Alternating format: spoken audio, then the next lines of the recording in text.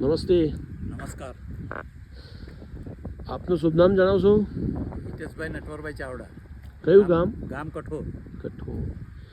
હવે તમે તમારા શબ્દોમાં જ આ ખેતર અને ખાતર વિશે કંઈક જણાવો. હવે મારે પહેલું તો એ જણાવવાનું કે શુભમ ફર્ટિલાઇઝરનો આભાર જેટલો માનીએ એટલો ઓછો છે. કારણ કે અત્યારે મેં જે નવું રોપાણ બનાવેલું અને જે હમણાં તમે જોઈ રહ્યા છો એ કપાઈ ગયું છે. હા, એટલે લગભગ મારી લોકોને 15 ટનની ફાફા છે, જ્યારે મારા 18 થી 20 ટન જેટલું ઉત્પાદન આવ્યું છે.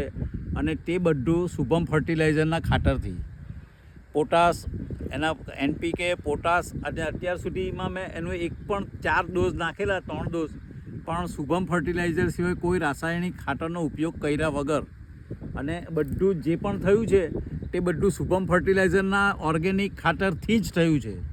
હા, અને આ વખતે કંઈ આ સમૃદ્ધિ એ આવેલું છે એક ખાતર, સમૃદ્ધિ ઓર્ગેનિક ખાતર, જે મારુતિ બ્રાન્ડ છે. હા, મારુતિ બ્રાન્ડનું જે કહે છે એ ખાતર વાપરવાનો છું હવે. અને અત્યારે એ નૈનેશભાઈ મારી જોડે જ છે, એમણે મને કીધું છે અને એ મૂલ્યાંકન બી કરી જાય છે આવીને. એટલે જે પણ કંઈ ગાઈડલાઈન હોય છે એ મને શુભમ ફર્ટિલાઇઝર તરફથી ગાઈડ કરે છે. એટલે અત્યાર પછી બી હવે રાસાયણિક ખાતરનો ઉપયોગ સદંતર બંધ કરી દેવો છે એવું મારું માનવું છે. કારણ કે મને જો શુભમ ફર્ટિલાઇઝરના ખાતરના જેટલા બી ડોઝ છે એ રાસાયણિક ખાતર કરતાં તો સસ્તા જ પડે છે.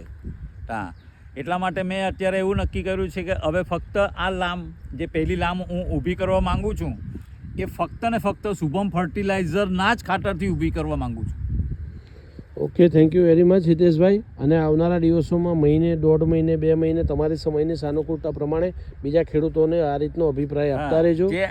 ના, એટલે જે મને મારા હરિપરામાં એક મારા પપ્પાના મામાના છોકરા છે તે બી મારું જોઈ ગયા છે અને તેમને બી મેં વાત કરી છે, એટલે તેમનો બી કોન્ટેક કરાવીશું.